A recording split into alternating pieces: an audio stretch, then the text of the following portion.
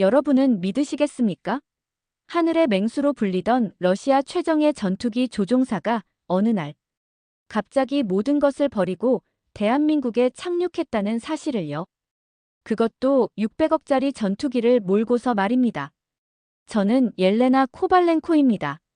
러시아 공군 소속 수-35 전투기 조종사였습니다. 왜 였습니다라고 말하는지, 왜 그날 목숨을 걸고 인천 상공에 내려앉기로 결심했는지 오늘 처음으로 모든 이야기를 들려드리겠습니다. 러시아에서는 절대 말할 수 없었던 한국에서 마주한 충격적인 진실들까지 모두요. 본 영상은 스토리를 재구성한 이야기입니다. 오늘 사연 시작하겠습니다. 구독과 좋아요는 구독자님께 행운을 드립니다. 코발렌코 대위, 8시간 후 출격이다. 한반도 인근 정찰 임무다. 갑작스러운 작전 지시를 받았습니다.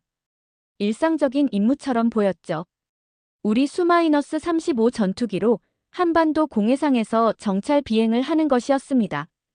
하지만 그날은 달랐습니다. 출격 직전 상관이 나를 따로 불렀습니다. 이번엔 특별하다. 남쪽 해안선에서 정보를 더 수집해.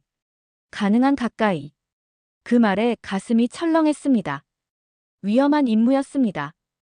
이미 몇 주 전부터 저는 의문을 품고 있었습니다. 우리가 왜 한반도 주변을 이렇게 자주 비행하는지요. 아버지도 오빠도 조종사였습니다.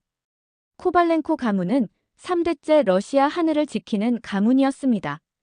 하지만 최근 몇 년간 저는 의문을 품기 시작했습니다. 비행 중 제 머릿속은 복잡했습니다. 전쟁터에서 목격한 장면들, 무의미한 희생들이 떠올랐습니다. 남겨진 가족들의 절규, 전쟁의 명분 없는 확장. 조종석에 앉아 물끄러미 하늘을 올려다봤습니다. 구름 한 점 없는 투명한 파란색. 이 하늘은 국경이 없는데 우리는 왜 선을 긋고 싸우는 걸까요? 코발렌코 대위, 현재 위치 보고하라. 관제탑의 목소리가 헤드셋을 통해 들려왔습니다. 저는 기계적으로 대답했습니다. 목표 지점 접근 중입니다. 고도 12,000m 유지 중. 그때였습니다. 갑자기 계기판에 빨간 경고등이 켜졌습니다. 연료 누수. 중대한 결함이었습니다. 이대로라면 기지로 복귀하기 어려울 상황이었습니다. 코발렌코, 즉시 북쪽으로 선회하라. 비상귀환이다. 관제탑의 명령이었습니다. 하지만 제 손은 다른 방향을 가리키고 있었습니다. 남쪽. 인천국제공항의 좌표를 입력했습니다. 이것은 순간의 결정이 아니었습니다. 오랫동안 마음속에 쌓아온 의문과 갈등의 결과였습니다. 미안합니다. 연료 부족으로 복귀 불가능합니다. 대한민국 공항으로 비상 착륙을 시도하겠습니다. 관제탑에서는 격렬한 반대와 위협이 쏟아졌습니다. 하지만 이미 결정한 일이었습니다. 제 인생에서 처음으로 명령을 거부했습니다. 이것은 도주가 아니었습니다. 제 양심의 소리를 따르는 것이었습니다. 인천공항 관제탑에 접근 신호를 보냈습니다. 예상대로 즉각적인 반응이 왔습니다. 한국 공군의 F-35 전투기 2대가 제 전투기 양쪽으로 접근했습니다. 적기로 인식된 거죠. 당연한 일이었습니다. 헤드셋을 통해 영어로 경고가 들려왔습니다. 미확인 항공기, 즉시 진로를 바꾸시오. 대한민국 영공입니다. 응답하지 않을 경우 적대 행위로 간주합니다. 저는 침착하게 응답했습니다. 이곳은 러시아 공군 소속 수-35입니다. 기체 결함으로 비상 착륙을 요청합니다. 무장은 해제되어 있습니다. 적대 의도 없습니다. 긴장된 순간이었습니다. 그들이 저를 믿을까요? 기체의 모든 무장 시스템을 오프라인으로 전환하고 랜딩 기어를 내렸습니다. 항복의 신호였습니다. F-35가 더 가까이 접근했고 조종사와 눈이 마주쳤습니다. 그 순간 묘한 느낌이 들었습니다. 우리는 적이 아니라 그저 하늘을 나는 사람들이었습니다. 인천공항 활주로에 착륙하자마자 군인들이 기체를 둘러쌌습니다. 조종석 문을 열고 천천히 내렸습니다. 헬멧을 벗었을 때 모두가 놀란 표정이었습니다. 젊은 여성 조종사를 예상하지 못했던 모양이었죠. 미군과 한국군 장교들이 앞으로 나왔습니다. 왜 여기에 왔습니까? 저는 깊은 한숨을 내쉬었습니다. 저는 도망친 게 아닙니다. 보고 싶은 게 있었습니다. 무슨 말인지 그들은 이해하지 못했을 겁니다. 저 역시 그 순간에는 제가 정확히 무엇을 보고 싶었는지 말로 표현할 수 없었습니다.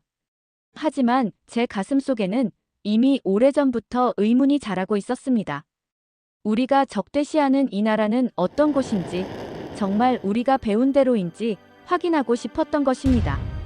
공항 근처 군사시설로 이송되었습니다. 신문실이라기보다는 회의실 같은 곳이었습니다. 창문이 있었고 밖으로 도시의 일부가 보였습니다.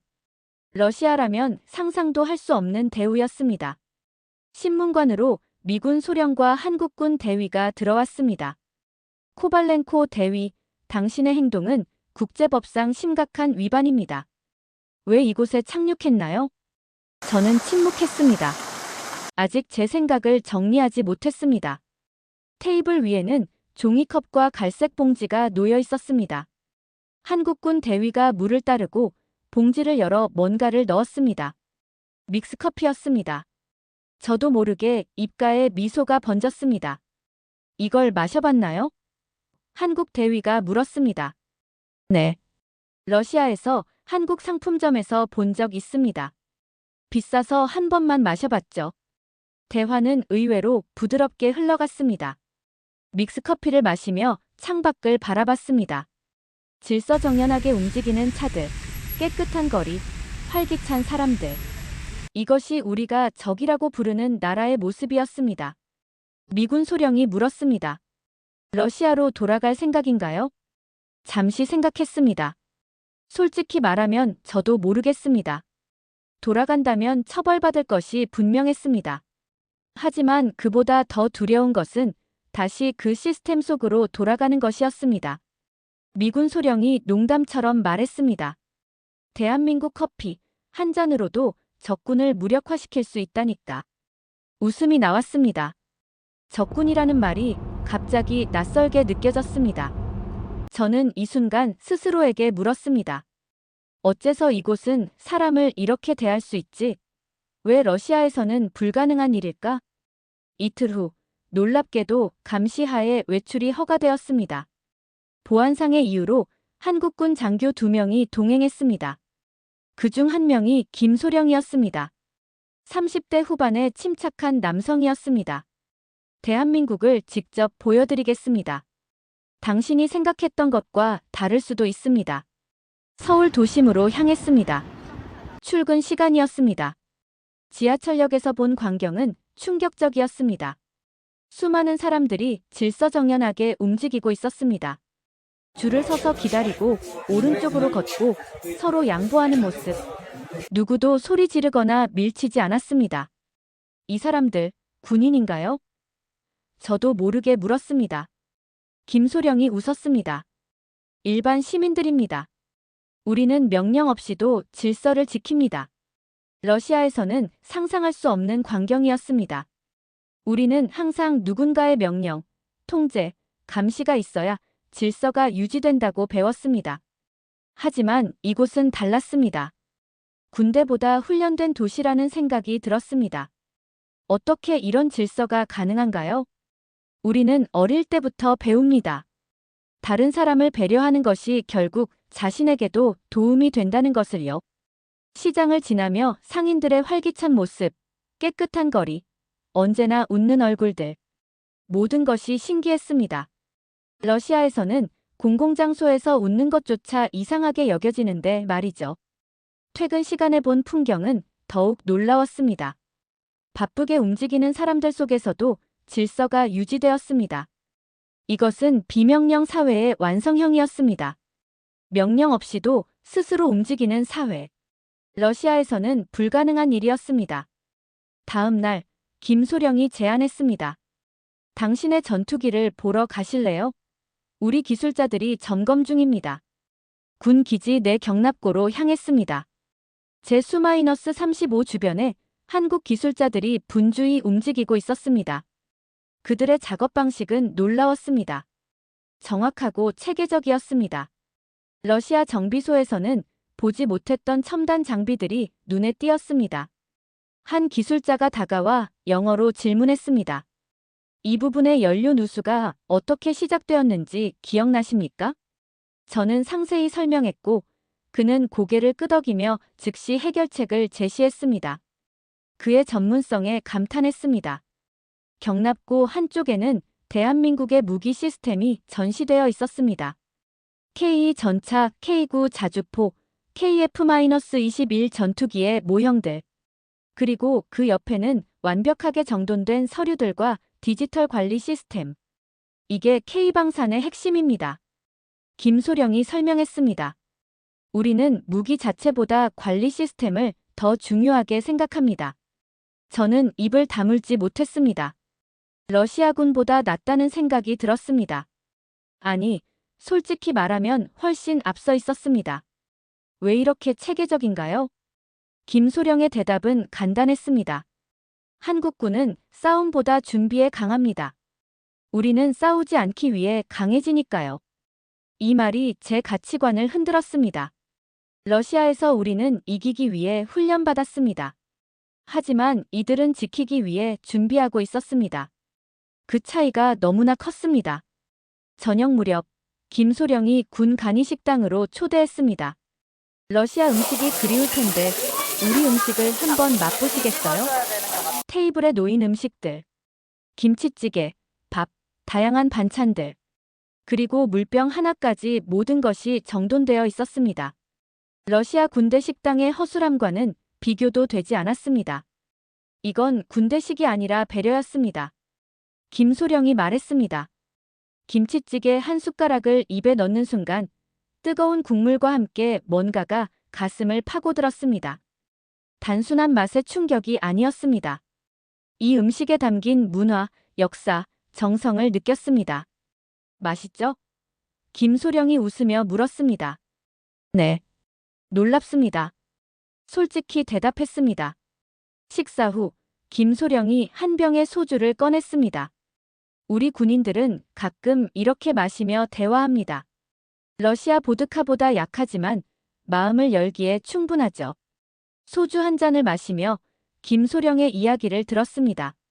그의 가족, 한국의 역사, 전쟁의 아픔과 재건의 역사, 그리고 평화를 지키기 위한 노력들.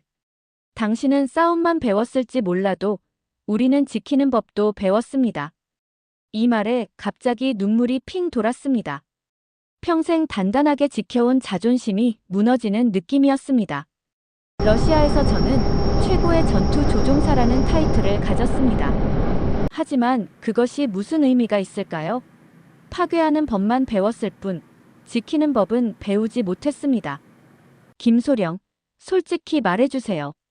당신은 왜 적국의 조종사인 저를 이렇게 대하나요? 그의 대답은 단순했습니다. 적국? 우리에겐 적국이 아니라 이웃 나라일 뿐입니다. 그리고 당신은 국가가 아닌 한 사람이니까요.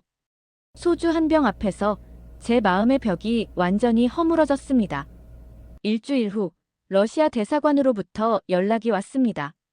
즉시 복귀하라는 명령이었습니다. 코발렌코 대위, 귀국하지 않을 경우 변절자로 간주합니다. 가족에게도 책임이 미칠 것입니다. 협박이었습니다. 전형적인 러시아식 해결책이었죠. 동시에 김소령이 저를 찾아왔습니다. 그는 손글씨로 쓴 편지 한 통을 건넸습니다. 이건 공식 문서가 아닙니다. 그저 제 생각일 뿐이죠. 편지를 펼쳤습니다. 옐레나 코발렌코에게. 당신이 조종할 곳은 하늘이 아니라 미래일 수도 있습니다. 우리 방산 연구소에서 당신의 경험과 지식이 필요합니다. 적이 아닌 동료로서 함께 일해보지 않겠습니까? 선택은 당신의 몫입니다. 그날 밤 두 서류를 앞에 놓고 오랫동안 생각했습니다. 하나는 군사복귀 명령서, 다른 하나는 한국방산연구소의 초청장. 둘 다 미래를 약속했지만 완전히 다른 미래였습니다. 가족을 생각했습니다. 러시아로 돌아가지 않으면 그들에게 어떤 일이 벌어질까요? 하지만 돌아간다면 제 양심은 어떻게 됩니까? 다시 그 시스템 속에서 살 수 있을까요? 밤새 고민한 끝에 저는 결정을 내렸습니다. 다음 날 아침, 김소령을 만났습니다. 결정했습니다. 짐을 정리하고 한국군 연구소로 향했습니다. 러시아 대사관에는 짧은 메시지만 남겼습니다. 저는 변절자가 아닙니다. 평화를 선택했을 뿐입니다. 연구소에서 저는 파일럿이 아닌 시뮬레이터 트레이너로 일하게 되었습니다.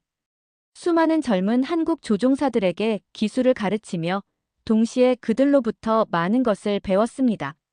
기술뿐만 아니라 팀워크, 존중, 그리고 평화의 가치를.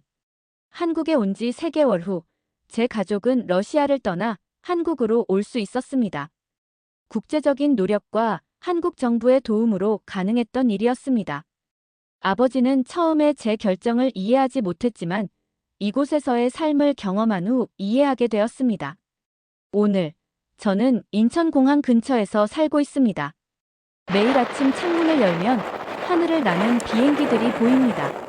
가끔 활주로를 바라보며 그날을 떠올립니다. 제 인생에서 가장 두렵고도 용감했던 순간을. 내가 총을 들지 않기로 한 이유. 여긴 사람을 먼저 지키는 나라니까. 이곳은 무기로 강한 나라가 아니었습니다. 사람을 먼저 보는 나라였습니다. 대한민국. 제 인생의 2번째 고향이 된 이 나라에서 저는 진정한 평화가 무엇인지 배우고 있습니다. 때로는 가장 용감한 행동이 전투가 아니라 총을 내려놓는 것임을 이곳에서 배웠습니다.